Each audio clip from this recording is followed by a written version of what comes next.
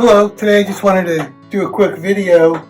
This is going to be the first video in a series of videos about learning how to draw, just to go over some of the basics. The first thing that I wanted to talk about was pencils. This is a typical generic Faber-Castell drawing pencil set. You can find this on Amazon. I have a link to it in the description. This pencil case goes from 8B to 2H. A full set would go from 9H to 9B. So this is not a full set, but it's pretty much all you need. B stands for black and is the softer graphite, and H stands for hard, which is the harder graphite.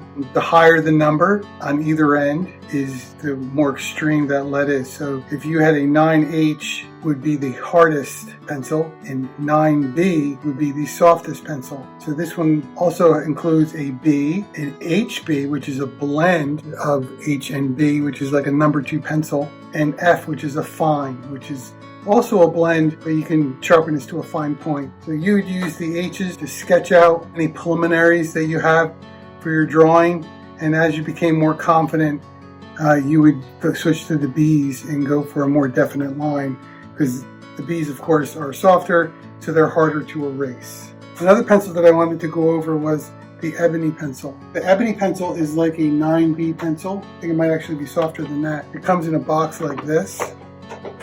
These are probably the softest graphites that I could find. I love this pencil. It's real dark. It's a pleasure to use. They don't break like a charcoal pencil. Like these charcoal pencils tend to break a lot. Another pencil from Pentalic is a woodless pencil. And these are really good to sketch with. Another pencil that I used when I was figure drawing was a China marker. And it's more like a crayon kind of a feel, like a Conte crayon. As you use them, you can pull the string back and it peels back the paper.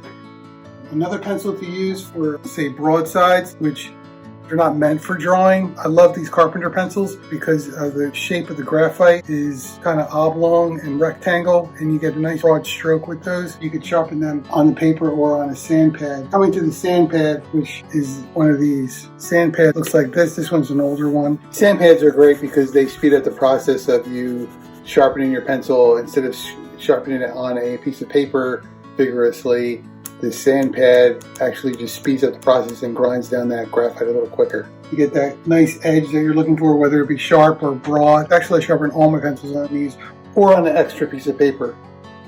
As far as erasers go, one other thing I wanted to talk about was the blending stump. These blending stumps are pretty cool. This is probably the widest one that I could find. They come in various sizes. The smaller ones are good for more detailed work. I never really found a use for them in the work that I do. But these are really handy, and I usually wrap them with tape, so that's what that has, masking tape around it, because they tend to unwind, kind of like the China marker.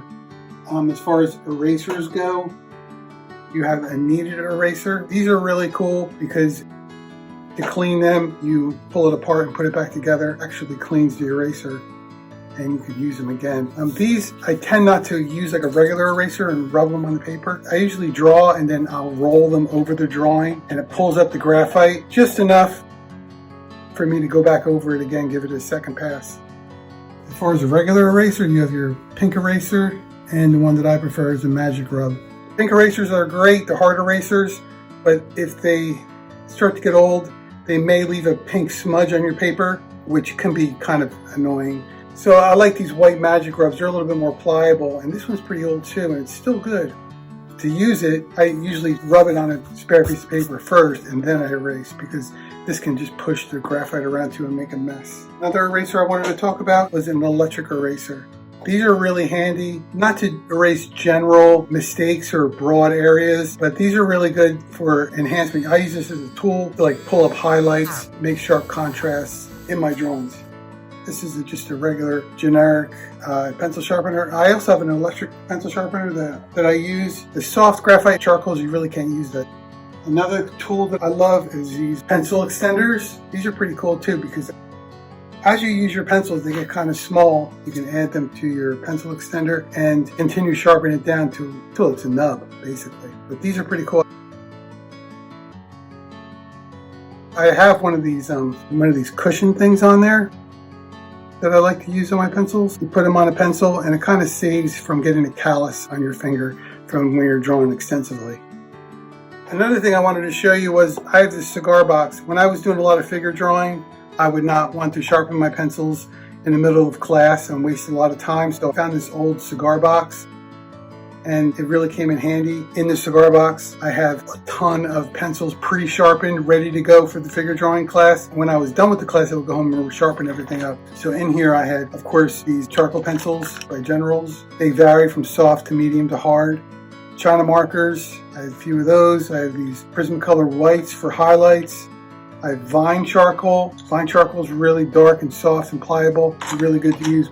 This is a good trick, so this way when I went to class I could take advantage of the entire class and I wasn't wasting my time sharpening my pencils during class and missing possibly the next pose. We used to do a lot of gesture drawings. Anyway, that's my supplies. The next video we'll go over the value scale.